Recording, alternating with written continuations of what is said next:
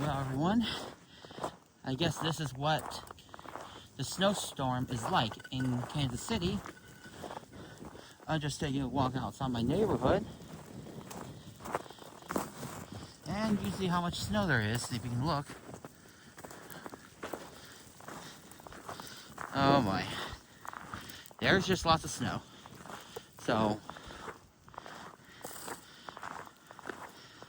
even though I'm just trying to get outside and just, take a little walk or anything, because there's nowhere else you can go, you can't drive out, and I'm not seeing many cars outside.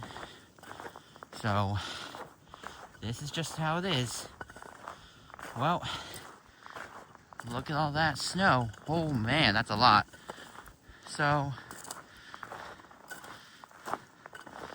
that's just how it is. That's just basically what the Kansas City snowstorm is like. So, anyways, just letting you guys know that I'm okay and I'm doing alright. And even though the snowstorm is crazy and all that, but I'll be fine. So, anyways, see you guys. This is Stephen Casey Ralph and out.